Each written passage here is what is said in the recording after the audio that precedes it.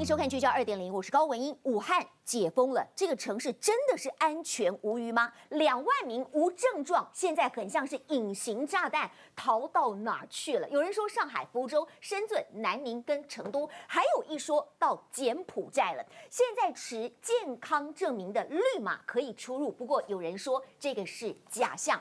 再来，很多人说台湾是许多境外移入的个案，我们知道，但问题跟重点是解除隔离之后才确诊啊。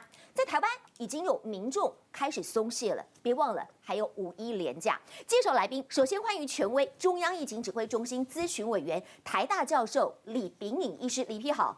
大家好。科批的学生，亚东心血管加护病房许富顺医师，许医师好。大家好。资深媒体人康仁俊康哥，喂，好，大家好。来自英国的帅哥医师叶廷瑜，大家好。从马来西亚来到台湾，欢迎艺人戴祖雄。Hello， 大家好。稍后还有抗煞护理师的加入。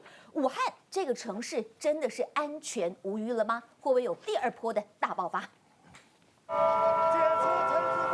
时钟直到凌晨12点，钟声响起，武汉8号0点终于解除封城了。今天大概是有5.5万人次的旅客会乘坐火车离开武汉，恢复铁路、机场以及大众交通工具的运行。搭火车出城的5.5万人当中，其中将有40%旅客前往珠三角地区。为了回家或是工作，解封首日预计将有6.5万人离开武汉。第一部轿车开出武汉西高速公路路口，正式解除离开武汉的通道管控。中国官方更推宣传片，打出武汉最著名的热干面，对外宣传武汉大解封。不过专家警告，武汉目前的无症状感染者估计大约有1到2万人，占了总人口的0.3%。解封后人口流动更大，仍然需要警惕。武汉解封是一个大问题，不过我从台湾看起来，李批我们在讲说11个景点。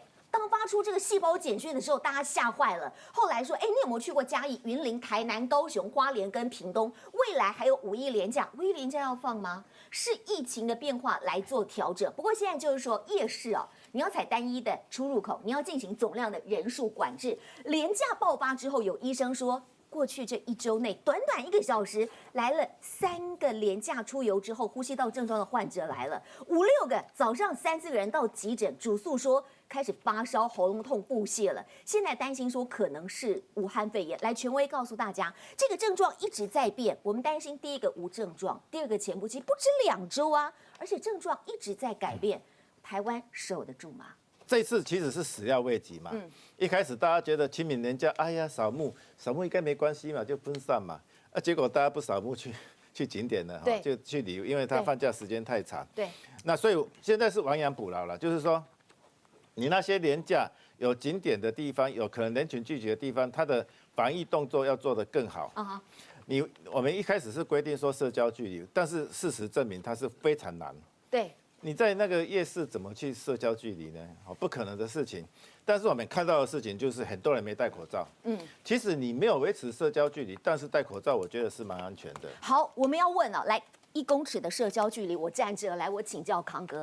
很多收假回去的家长就开始问啦，就说请你填这个调查表啦，你有没有去11个这个观光景点啦？结果呢？家长都说没去，隔天上课问有啊，我们都有去。孩子是不会说谎的。后来家长又陆陆续续的去请教，说不是，是我小朋友记错了。像我们来上节目，其实很多电视台都会问说，你这几天有没有去哪里这样子？结果没想到这个幼稚园老师他就讲说，那问了家长之后，家长所说的是没有，我们去细刚打开洞就乖，每个人都待在家里面。那结果他就觉得说，那如果是这样应该 OK 吧哈。那没有想到隔天上班的时候呢，他就直接问这个小朋友那小朋友居然就讲，你看他这边写他说呢，有1半以上呢，通通都说有出去玩，这个比例真的很高，1半以上。而且他特别强调，就人家讲说你小朋友搞不好搞不清楚，记错时间。他说没有，我带的是中班的小朋友，意思是什么？你知道，现在以中班来讲，差不多都已经有5岁到6岁左右，他的表达能力其实基本上算清楚，而且都还可以详细的讲说，我跟爸爸去哪里呀？我们还看了什么东西呀？巴拉巴拉讲一大堆。那这个老师其实就很无奈，他的意思是说，如果今天让大家所谓的自主的话，那这个东西如果一说谎，有什么样的意义？对，而且这个其实不是一例而已，你知道吗？还有家长跟学生都不容，因为家长坚持说我们真的没有出去，学生说有啊，你爸爸你有塞车找我出去，我那利用没给你啊。2个还在老师面前吵架，你知道吗？所以我就必须要讲，破口很多时候就在这个地方嘛。所以虽然我们现在国内没有什么群聚，就目前还没有说有这个群聚真实大发生，可是大家都知道有一个这样的一个危机的存在。可是如果你今天所有人，那讲真的就不用调查啦。我也不用居家啦，我干嘛发细胞简讯？我发这些干嘛？反正发了你们也不鸟啊。然后回来隔天要上课了再上课，这种其实我跟你讲，其实讲真的，爸爸妈妈心态，我觉得大家可以理解但是没有办法接受。为什么？因为疫情太严重了。来，清明之后的破口在哪？我们看到有一些医师已经开始建议了，说首先留意这几天你有没有感冒的症状啦，你有没有腹泻啦？里批现在多了一个叫做腹泻，好奇怪哦。它一直在变，一直在变。那腹泻呢？是一开始我们没有注意到，其实这个在那个动物这个是动物腹泻常见的原因啊。我们养的家畜腹泻很多是冠状病毒引起来的。意思就是说，这个冠状病毒本身就是会吸附肠道细胞。可是我的推测是说了就我们通常胃酸会杀病毒，所以你吃下的东西不小心吃下冠状病毒是无所谓，胃酸把它杀死。可是小孩子。所以你看，小孩子的腹泻症状比较多啊，因为那个小孩子的胃酸比较少 ，pH 值比较高，就比较不酸呐，杀菌能力比较差。另外就是有的人说不定是胃有毛病，他在吃胃药，综合胃酸，胃酸的保护就消失了。自己这个嗅觉、味觉怪怪的是最近蛮受到重视的。我有去查过文献其实在可能10几20年前就有报告了，就是说冠状病毒会引起嗅觉丧失。这个是冠状病毒的特点它可能的原因就是说，冠状病毒感染的时候，首先是在我们的鼻子啊、嘴巴的后面就会开始感染。那我们的嗅觉跟味觉神经都会跑到这边来感受你的这些味道嘛。对。那个嗅觉那个神经的末端会被它破坏就是它在发炎的过程中破坏你的嗅觉，所以包括 SARS 的时候，还有包括以前文献的报告。就有发现这个，所以嗅觉、味觉丧失其实是蛮重要的一件事这个，民众如果有这种症状的时候，其实就要马上就医去看，立刻就医，立刻就医。但是不要害怕，不是100%都是冠状病毒，因为有其他原因也会引起嗅觉丧失最常见的是鼻窦炎，过敏性鼻炎的人，有的时候你那个鼻塞很厉害那根本塞住了，你的神经感受不到外面的气味，会有这种情形，所以要让医师去判断一下。好，谢谢李批。我要请许医师来拿一张手板，告诉大家，这个手板清清楚楚的告诉你，你必须要把口罩给戴好戴满。是，这个是现在所有世界上的统计啦。其实没有戴口罩的这个习惯的国家，其实都可以看到，它这个病例的成长速度其实很恐怖啊。它这个是指数型这样一路成长。那像是有戴口罩习惯的，即使像是韩国、日本都曾经有爆发过。那民众意识开始戴起口罩以后，其实都压抑了。所以其实戴口罩的确就是一个保护自己、保护他人最好的方式。所以你该做的就是随身都可以拿出口罩跟这个洗手液，随时做好保护自己、保护他人这个动作。其实要跟大家讲，现在其实各大医院的这个隔离病房已经接近了一个满载的一个容量。那这些你患病以后，其实几乎有1/10你是需要密切治疗，再有1/10是需要加护病房治疗的。所以请记得这些数字，保护自己、保护他人，口罩戴好戴满。祖雄是马来西亚籍今天跟大家分享，就是说2月底的时候吧，对不对？2月底那个时候是25例，后来急速暴增了，而且还下令锁国。关键是在于当时在清真寺办了一场万人集会，结果引爆了疫情。对，我1月底的时候，其实那时候我当时在大陆拍戏，然后到2月初的时候，整个2月，包括到3月中，我都在马来西亚度过。那这段时间呢，包括在整个2月的时候，其实都有很多朋友关心我说，马来西亚的疫情怎么样？其实当下我是非常有信心的，我说因为马来西亚有很多天然的条件，比如说天气够热，譬如说我们的很多户外的活动啊什么我都不觉得马来西亚会发生事情。那直到那一场1.6万人的聚会，那1.6万人的聚会是因为据说是因为麦加回那个清真教徒他们的圣地被封掉之后呢，他们就改到马来西亚来办了一个国际的一个清真寺聚会。1.6万人里面有超过1万人都是马来西亚当地人，所以那个聚会办完之后呢，当各地的其他的教徒回到他们各自的国家之后，就开始很多人开始确诊，然后那时候马来西亚就要追踪超过1万人，就是这个清真寺聚会的超过1万人，然后截至目前为止，这1万个人里面还没有被完全追踪完毕，里面有至少超过1000个人现在还躲起来，可能有些人怕被管制，怕被强制隔离，怕被强制送到医院去，还是怎么样？但至少到现在还有超过1000个人是还找不到的。所以就是因为这件事情，马来西亚在3月18号宣布锁国，到今天已经是第20几天了。那你告诉大家，3月18号锁国，你是几号回来的？对，我那时候其实，在马来西亚是在拍戏，我拍到3月12号左右，然后原本我就要飞到台湾，是因为我在台湾还有后续的工作，所以我就买了一张3月17号的机票，刚好是我们锁国的前一天。结果呢，这是我历史以来飞来台湾最久的一趟，11个小时。对，一共花了11个小时。为什么？因为当天他是在3月16号宣布18号锁国，所以很多人就是17号是唯一一天可以出国的机会。我当天看到包括越南、香港是全部把马来西亚飞到他们当地的航班全部取消。所以我们当天大部分人11点就到机场。对，就是一般柜台都是2个小时前嘛。对，可是当天是4个小时前就在排队了。所以这个11个小时就是你在候机啊，在等待啊。对，就是我预先到机场是4个小时之前我就到了。然后飞行时间大概是5个小时，大概是4个小时半吧。然后包括我抵达台湾之后，从台湾就是落地到离开机场，大概也花了3个小时。所以你在整个全程的飞机上戴口罩，不吃东西，对，都不吃东西了，大家都不敢吃东西。然后如果可以，就是换到个人座，譬如说一排可能2个人或者3个人，如果可以换到1个人单独座位，大家都换。就是看那个空间。这个病毒是比 SARS 强1000倍的，患者在症状不明显、无症状的发病前5天，这是重点，它的病毒量跟传染力可以到达最高峰，相较 SARS 的病毒，这个高出了1000倍。我们一般来讲，其实你发病的时候应该是病毒最高嘛。那因为你这最高的时候才会被确诊出来，就发病了。结果后来发现不是，是它的这个在发病前5天的时候，其实它的病毒的量跟传染力其实就已经非常非常强。可是你想想看，这代表有什么？你知道，到你发病之前，你觉得自己已经中了之前，最少有5天的时间，你是自己不知道的。发病前5天，所以这5天你如果细给爬爬照，你如果到了哪边到处去的时候，你是不是会成为一个非常危险的一个传染者？对，这才是一个比较大的一个问题。所以你可以看到我们的这个专家的这个召集人张尚存啊，他就讲说，其实台湾从确诊第1例的这个个案就开始一直在做一系列的追踪。那这追踪下来的时候，确实有发现到什么样？有一些的个案一发病的时候，病毒量就很高。所以你会看到，其实某种程度上面来讲，我们也看到有一些的这个所谓的确诊者，那经过隔离治疗之后呢，其实你会发现到，我们其实都一直讲说，哪一天有多少人啊，其实已经解除隔离了。可是那个隔离的量其实还一直都存在。为什么？你知道？因为我们现在比较严格，是要采取所谓3采阴的状况。那你如果他1采2采，他第3采就是不会过。所以你会看得到，是这个病毒其实它搞不好病毒量不大，但是还有采出了这个病毒，或者它到底是隐藏起来，完全不知道。甚至国外还有那个说什么，还有复阳的。虽然我们大家有一些医界的讨论是说，搞不好他第1次其实是没有治疗的非常清楚或怎么样，可是确实也让大家发现到了另外这样的一个状况。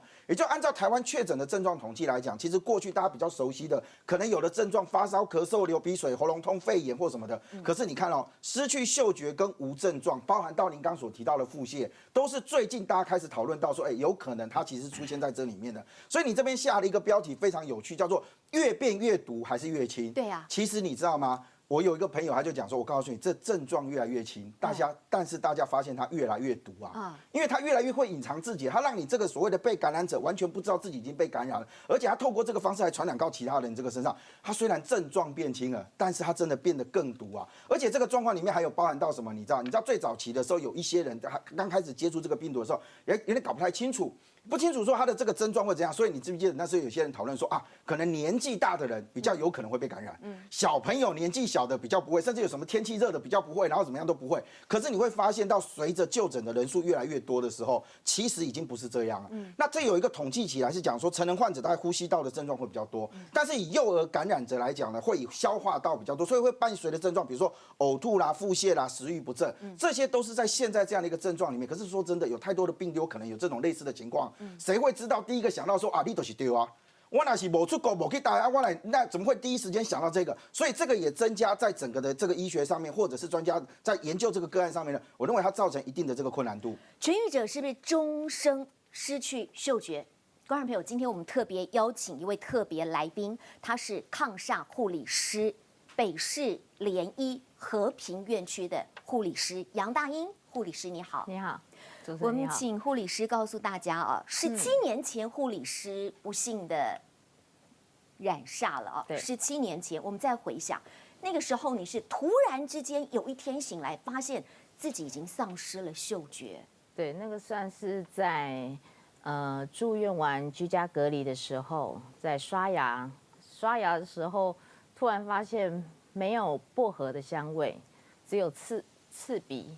对，那时候想说没有那么快反应到说它是症状，只是觉得可能会不会是鼻塞还是什么，只有过了好几天才发现，哎，真的不管吃喝啊，还是说家里的味道啊，因为我们不能出门嘛，就是家里的味道都闻不到，然后那个时候就打了那个时候的卫生局求助，看是不是这个问题是不是要可以处理的问题。对，因为那个时候不知道它是不是真的是一个症状，对，只是因为它消失了。我能够很残忍的请你形容描述一下，也就是说，你会不会自己平常很喜欢的，或许香水味，或许咖啡香，你顿时之间你闻不到了那种心情？对，咖啡，我一直很爱喝咖啡，我都自己煮咖啡。其实，在人家讲咖啡香，现在对我来说，可能我可以形容是说，我可以形容它的甘醇、苦酸，对。但是所谓的咖啡豆的香味，研磨出来的、煮出来的那个香味，其实是闻不到。是嗅觉还是包含连味觉都感受不到？我是只有嗅觉。那么17年前过去了，一直到现在的状况还是如此。未来你觉得这可能改变，或是你希望能够有突破？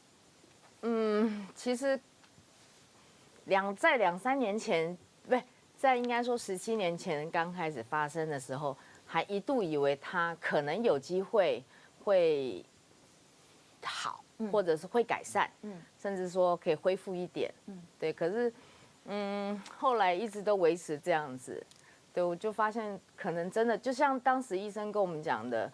就是病毒可能侵犯到我们的后鼻腔，侵犯到哪里，所以我们那个时候消失了嗅觉。这一段低潮的岁月是妈妈陪你一起度过的。哎，对，因为妈妈那时候也是因为我的关系，她也不能上班，所以就在家里陪着我。然后可能喜怒哀乐，其实这真的喜怒哀乐比较容易跟最亲的人去分享，包含那个时候有一点沮丧。跟会容易生气，对，那个时候。我能不能请你以曾经是确诊者的立场来提醒跟叮咛现在所有全民？毕竟很多人开始松懈了。这个疾病它是比 SARS 的病毒还强1000倍的，它不是一般的病毒，它不是流感可以全身而退的，它是会丧失嗅觉的。你怎么来看这一次？你如何来提醒大家？我觉得这次真的是口罩真的不能离身，对，然后不管在任何时候，干洗手、湿洗手，真的是随时随地都要记得洗手。不管你摸过任何东西，找了零钱之后，就记得随身就喷干洗手。就像刚刚许医师讲的，随身都要有一罐干洗手要准备。然后人与人之间，这个时候其实我们就有很多通讯设备，不要再相约见面一大群，甚至出去玩啊、狂欢啊什么的，避免群聚感染。对，好，李批，我这一章，能不能请你告诉大家？刚刚我们也提到了，现在越变越毒，可是感觉它好像越轻。我只是一个鼻窦炎，我只是一个流鼻水，结果啊是武汉肺炎啊。咳嗽我觉得蛮重要的。最近不是飞机上有那个飞机内好多个人得到感染，CI 动111，他们都有做发烧筛检，对不对？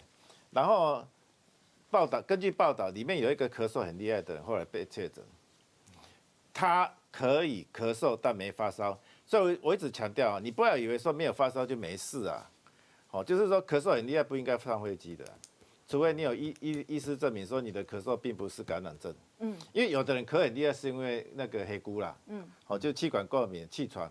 那一种就是在这种季节会长期咳嗽、慢性咳嗽，有的时候咳很厉害。你如果不能排除是那个的话，其实这个是很重要的症状啦。我们不要忘记这个哦，你有咳嗽但是没有发烧不排除哦。那胸闷，什么叫胸闷呢？胸闷最常见的的原因就是你心情不好啊，那心情不好的时候啊，很好像石头压到一下。我觉得这胸闷的描述可能不是很好啊。我在想哦，肺炎会胸闷，应该是肺炎会让你感觉到吸不到空气，因为那个新冠病毒它会妨害你的那个换气的能力，你会觉得说氧气不够，好像吸不到气的感觉了，它应该是这个样子，然后。就是呼吸道这个鼻塞流鼻水也是呼吸道，可是因为新冠病毒是主要攻击下呼吸道，所以这个出现的比例比较低可能10%几、20%几。那腹泻这个肠胃道，这个恶心也是肠胃道，刚刚讲过，它是会出现，但是不是很常见。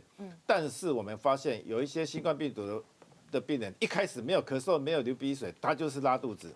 所以我们才会说，在通报第一里面特别把腹泻加进去。它虽然不是很常见，在我们的统计差不多是5到20% 嘛，在大陆的统计差不多5%，就不是大部分的人都有，但是必须要注意。微小化的麦克风直接粘贴在呼吸道的这个周围，李P用一点有点咳嗽的声音，配合现在台湾医疗的科技 AI 的部分，其实都可以看出这个呼吸变杂，还有吸气的部分。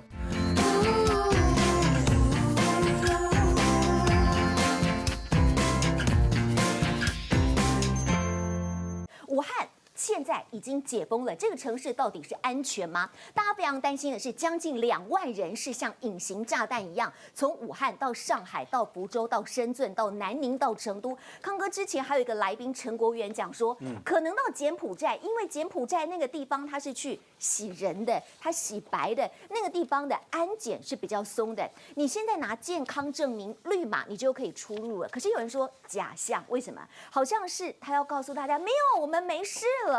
其实很多小区根本没有解封，它只允许1个人出门2小时。可是很多画面你看了很惊悚哦，就是说解封的那一天啊，车上全部都是车啊，好多人啊，那感觉只有1个字：逃。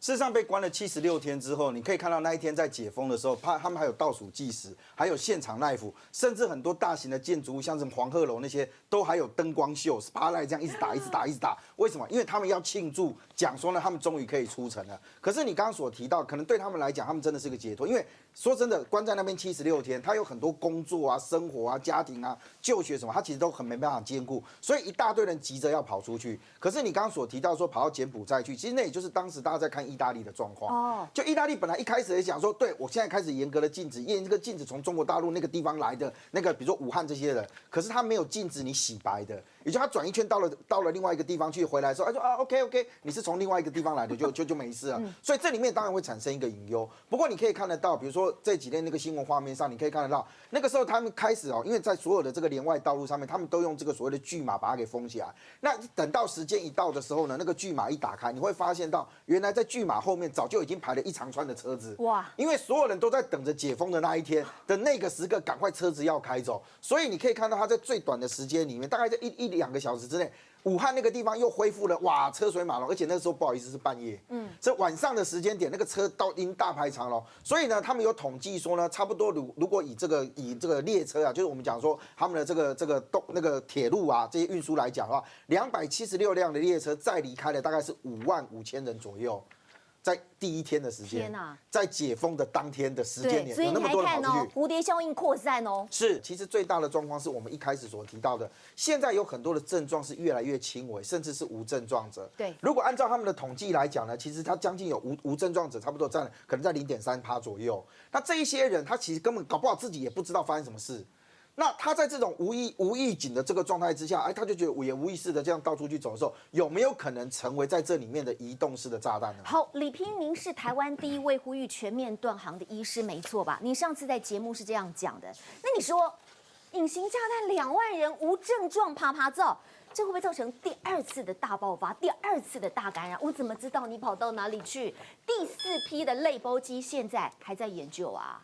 我们希望它不会第2次爆发，因为到这个再爆发的话，又会造成我们的困扰。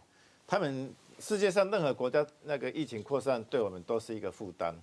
好，那我觉得是中国的疫情比较值得忧虑的，就是说他们的那个解除隔离好像没有我们那么严格。我们要3次连采阴性才可以出来，他们可能1、2次就出来了，甚至轻症有的时候因为一开始那个医疗设备不够，他就没有住院，所以他侧期传播是非常难去阻止的，所以很多复阳的报告都是从大陆来的嘛。为什么会复阳？因为他可能一采阴就出去了，那当然就很多就后来就会再阳性出来了。那刚刚你讲的轻症或无症状，这也是一个问题嘛。轻症无症状，整个世界的统计看起来，它应该是占那个新冠病毒感染的80%，80%是轻症无症状，所以它会跑来跑去。所以我们虽然相信它疫情趋缓，但是我们也相信说它的那个感染人数绝对不是0。绝对不是0，一定有病毒在里面。你看我们做的培培串哈，台湾做的培培串，但是一直筛检，一直不停的这样子，我们没有0啊，你怎么可能达到0呢？我们那么高规格了，而且它没有扩散，我们都没有办法0，你怎么可以0呢？好，所以我觉得它还是可能有一些潜在的传染源。他们到底有没有这种自觉？他们民众有没有戴口罩的意识？他们民众知不知道接触传染的可怕性？他们知不知道？生病的人不可以出去，不要自私，所有生病的人都给我担载男载女，不可以出去，这样才是防疫的一个要点。如果他们没有办法做的话，我想第2次再发生疫情也是可能会发生的。我们先来看一段 VCR， 来自大陆的金银潭医院，呼吸器就是他们的生命线。中华放手啊！是呼吸难受还是怎么样？不扯了，好不好？抓着我的手，抓着我手，抓着捏我的手，好不好？来，把手放开，把手放开。你想吃什么？把这扯掉，呼吸就没有了。你哪儿难受您跟我说好不好，阿姨？哪儿难受您跟我说好不好？你跟我讲好不好？我拿个笔拿个纸给你写下来好不好？啊，好不好？好，不扯我啊。我先把它侧过来，你帮我把那个压缩机帮它贴到背面上，它背已经破了。它有那种不想治真的，不想治的。其实画面看了令人心痛。徐医师，你能告诉大家为什么会如此的痛苦？也就是说，使用呼吸器气管内插管的痛苦指数是高达5颗星。目前整个的呼吸器够吗？因为呼吸器它就是生命线嘛。是。其实先跟大家说明一下，在我们加护病房里面呢，或者是急重症的照护，特别是针对这个武汉肺炎，最重要的就是要使用，因为呼吸肺部发炎，所以最重要就是要用高浓度的氧气，甚至最后使用上了呼吸器。那呼吸器就是什么？它其实是透过一个呼吸内管接到你的这个主要的气管，其实已经插入到肺脏这相当深部的区域。那接了以后，让这个肺部跟这个机械复杂的这个机械能够完美的契合，那给予高压高频的方式治疗这个肺炎，那排除这些里面蓄积的痰液这样。那这一件事情，我们先谈这个武汉肺炎的这个治疗。其实中国大陆一开始也在摸索这个武汉肺炎的治疗，或者是这些呼吸的支持，所以他们用了很多像李文亮医师用的这个高流量的氧气。其实根据最近研究，这个都是不建议的。包含台湾的机关署指挥中心跟全世界目前的治疗共识，不建议使用非侵入的呼吸器或高流量。非侵入意思就是，它就直接只戴一个面罩，像这样只戴一个面罩，那给予这个流量啊跟氧气，可是会发生什么问题呢？我们看这个肺脏，武汉肺炎的特征就是它的这个肺炎都在周边，所以如果你只从外面这样吹，其实会把痰液一直吹到里面，一直阻塞，那就像是我们感冒的鼻塞或者是鼻窦炎，一旦塞住了反而好不了。所以只有完美契合这个用侵入型的呼吸器，特别要高频高压的情况下，把这个肺泡撑开，才能让这个气体这样痰液这些舒缓。那这样已经很明确了，可以减少他加护病房的住院天数，也可以这个舒缓这个未来肺部发炎、肺纤维啊，这个是已经非常明确的事情。其实是什么？在医疗指引上面讲，不建议就是不要用的意思。对，那为什么会很痛苦呢？其实他吸不到气。这样插着，这呼吸的频率高达40几下，你这样吸气，喘个1个钟头，当然也受不了。所以在我们加护罩上面，全部都会给予这个镇定剂，那把病患做一个适当的舒缓。这样，您今天带来这个叫做肺音监测仪，这一趴时间我交给你了，因为观众朋友你会听到李秉颖医师他内心最真实的声音。是，你先接受他的调整吧。是，先跟大家说明一下，其实我们现在有一个状况是，诊断肺炎最重要就是要听诊，可是传统上面这个听诊是困难的，我们医师没办法带着这个听诊器，在隔离的装置下去听诊。其实我们跟大陆的医师视讯，他说听过的医师都被感染了。对，因为你看我必须这样空着，然后接触自己的手臂，手控到手。所以其实我们在大陆，我们甚至把这样的一个发明的器械去驰援大陆的部分，那我们能够完整的听到呼吸的声音。在这边我们先示范喉部的声音，要不然李 P 来袒胸露背一下。对，好，那我们用这样微小化的麦克风，直接粘贴在呼吸道的这个周围。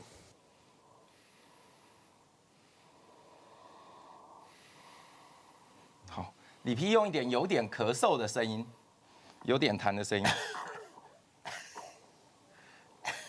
好，再呼吸，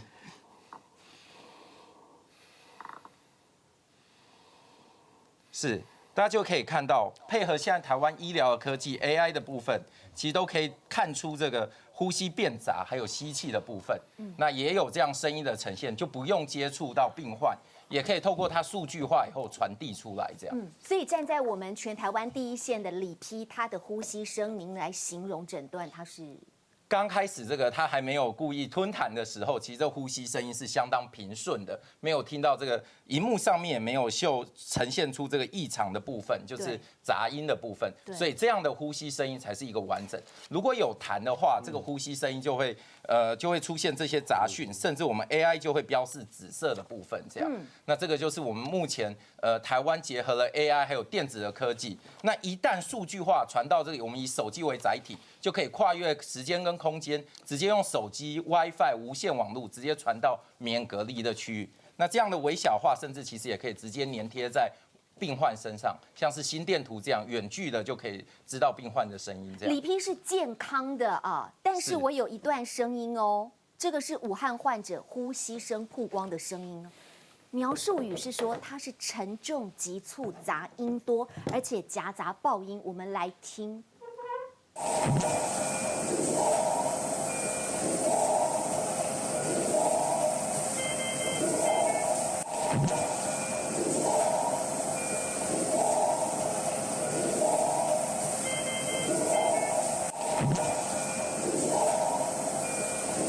这个就患者的声音了。是。这个是接上呼吸器，大家可以看到，它其实是相当一个急促的呼吸的声音。然后从这个频率上面，或者是它的频谱图上面，也可以看到，它有很多这个杂红色啊，或者是这个不规则的颜色。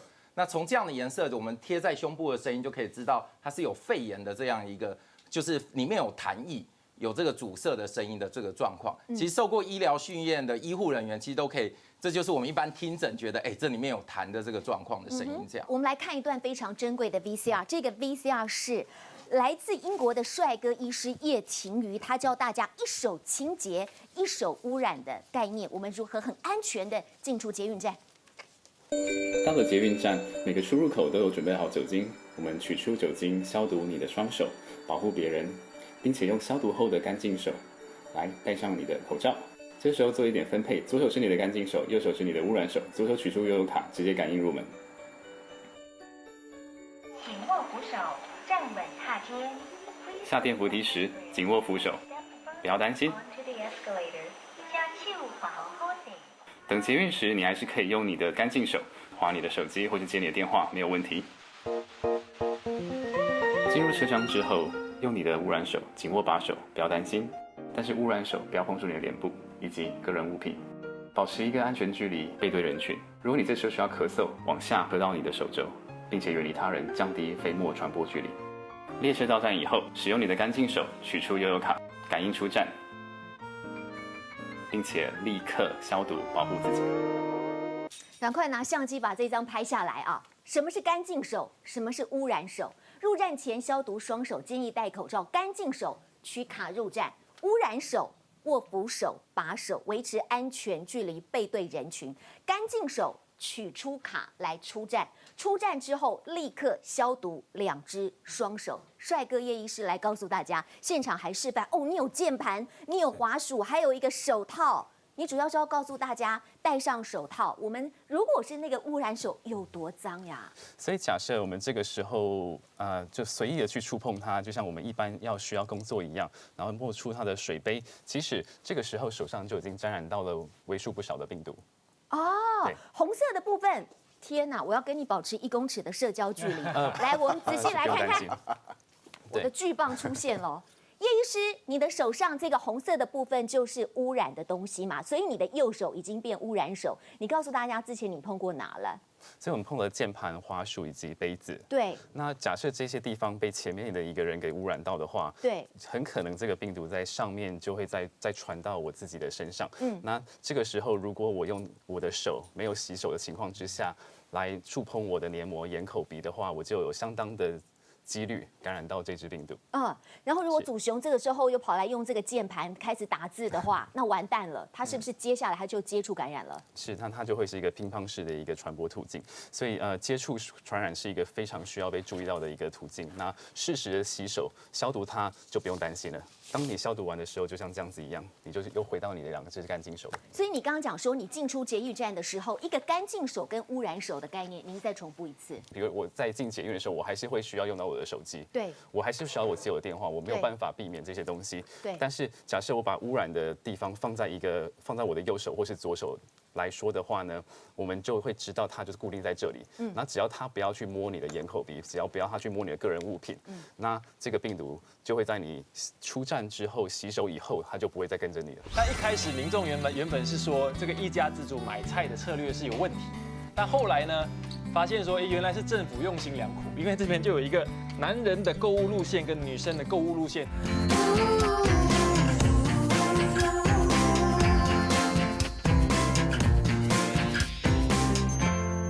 康哥来看英国，英国这个部分，英国首相已经进了加护病房。是，那其实对英国来讲，他们现在真的很忧虑，因为他们的强生呢，到底什么时候可以解除这个现在的这个状况，其实没有人知道。实际上，英国在这一次的防疫过程当中，一开始的时候是备受批评，因为他们提出一个佛系的防疫法嘛，就没有想到当时强生在开记者会的时候，旁边是首席科学官，另外一边是首席的医疗官，接下来传出来就是首席医疗官先确诊，然后换强生自己确诊。所以你可以看得到，当他在3月27号确诊的时候呢，其实一开始的时候并没有让他进到医院里面去，是到后来呢，发现到他依然是呈现阳性，而且他其实有出现一个比较严重的发烧状况的时候，就传出他住进了医院，后来甚至传说他住进了所谓的这个加护病房。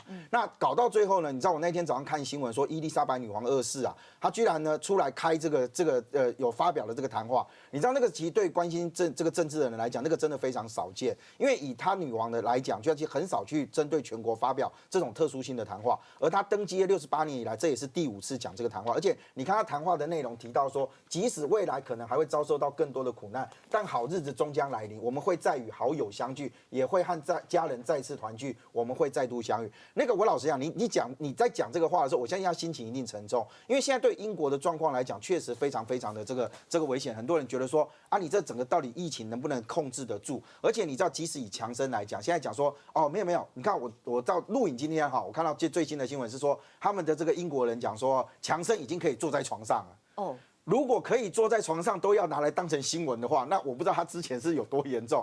但是现在也大概质疑讲说哈，以强生的情况来讲，因为他已经住进了 ICU。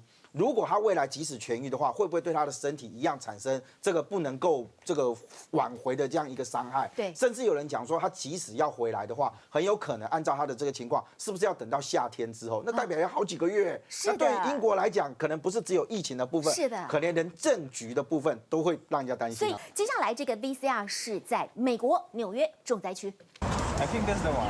口罩、墨镜还有手套全出笼。旅居纽约的民众生活在全美疫情最严重的地区，防疫期间上街采买，全身都包紧紧，一上公车，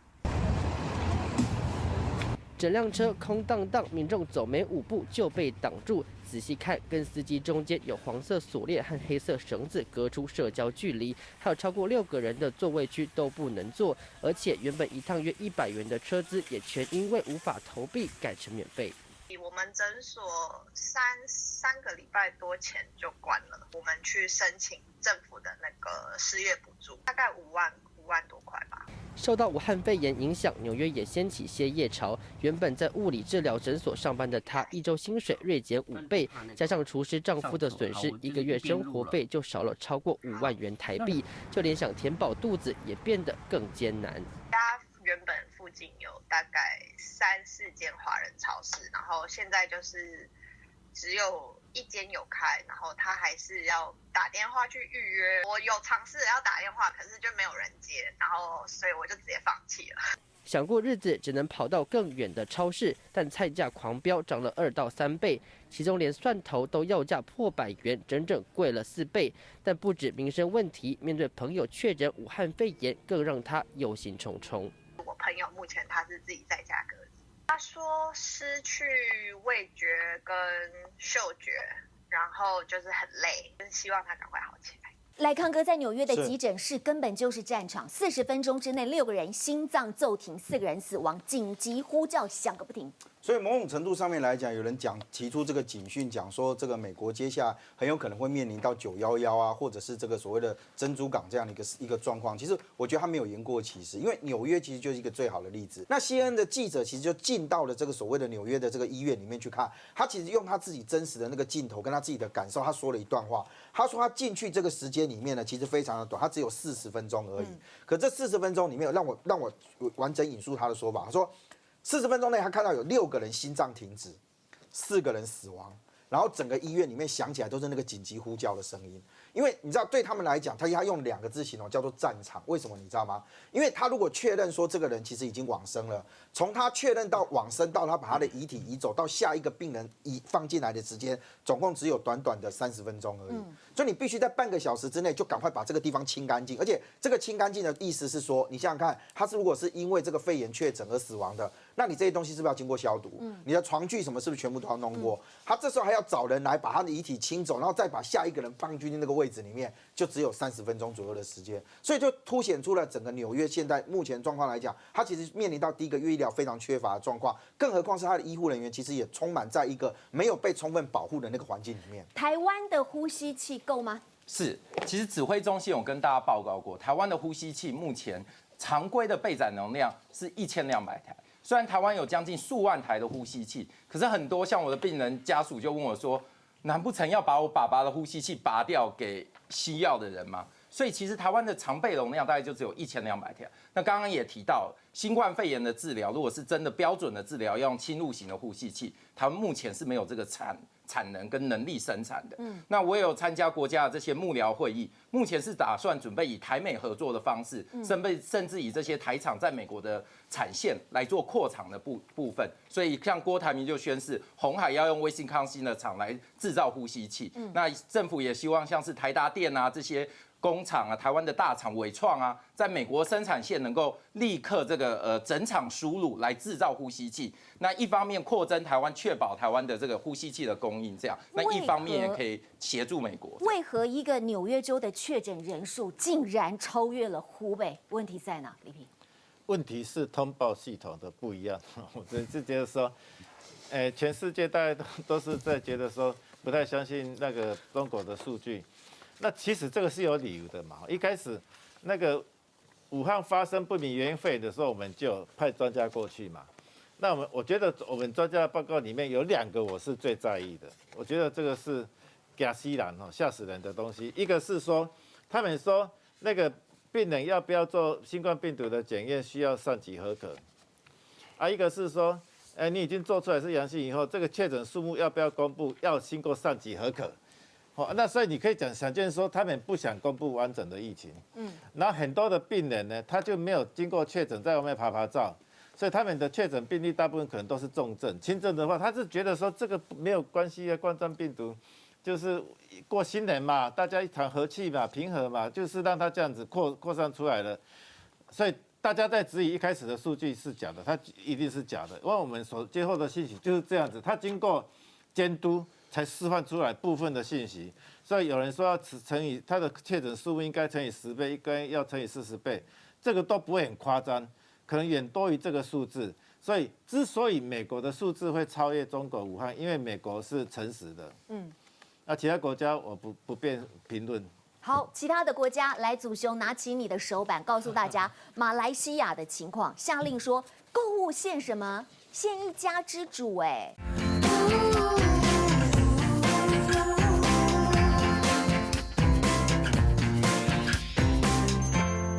来，祖雄拿起你的手板，告诉大家马来西亚的情况。下令说购物限什么？限一家之主，哎。因为像马来西亚，包括新加坡，现在都是实行全面封国，就是如果你卖的不是生活必需品，你是所有的店面都不准营业，然后停课停班，所有人都不准上班，大家都待在家里面。那还限制一个更夸张的，就是每一个家庭只有一家之主可以出来买生活必需品，那就是男生出来嘛。那一开始的时候引发了很多的社会问题，就是很多男生根本就没有去买菜的习惯。对呀。所以那时候他们就只能够接受指令，他们可能连芥菜跟那个青葱，或者说很多很基本的，到底洋葱长什么样子，到底生姜长什么，可能他们都不太能够区分，所以就闹了很多的笑话。但一开始民众原本是说这个一家之主买菜的策略是有问题的，但后来呢？发现说，原来是政府用心良苦，因为这边就有一个男人的购物路线跟女生的购物路线。这两者是什么意思啊？就是男人要买东西呢，就是直接走进去买了就直接出来，但女生呢，她就会互相比较、比价钱、比看品种、比看有什么别的，所以。如果是这种购物路线图的话，也会增加感染的风险。所以后来发现说，为什么政府规定一家之主，是因为一家之主的购物路线图一般上都比较直接明了。所以只让一家之主男性出来买东西，你现在知道了吧？好，我们今天也现在才知道，原来祖雄是一个超级运动教练。有请到中间。我觉得现在大家防疫在家，都想说我能不能够做一个规律的运动，还是要安全的做运动啦。时间交给你啦。今天来介绍3个，就是适合婆婆妈妈老少咸宜的一种运动，非常的中低强度的运动。那第一个动作呢，我们就是叫高抬腿。所谓高抬腿的意思呢，是说我们把脚抬起来的时候呢，膝盖超过我们的腰部，然后我们只要做一个像是在行走一样的速度就好了。那每一步的时候呢，我们都把膝盖抬过腰。那这时候呢，你就会发现你的心跳其实会微微的提上来，它就是一种中低强度的训练。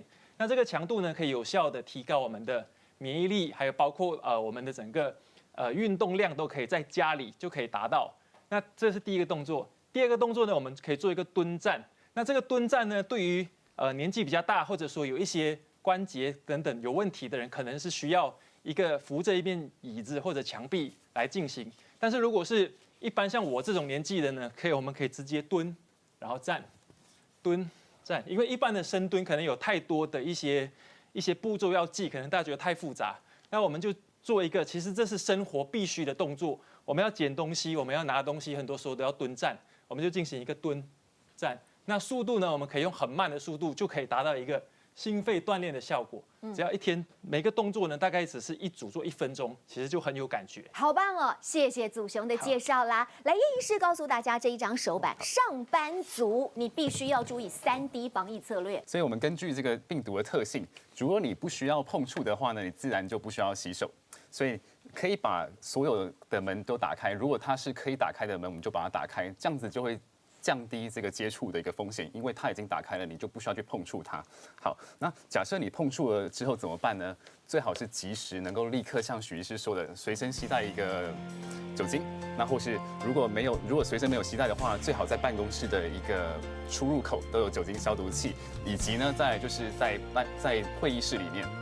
有任何接触界面的地方，旁边都要立刻放一个酒精，让你随时碰触完就可以立即当下把它消毒掉。那最后呢，是我们所谓的安全距离，就是社交安全距离。那只要保持一个2公尺以上的社交安全距离，即使他没有戴口罩，相对你的感染风险也是相对会被降低的。所以这大概是主要的3D 的一个防护原则。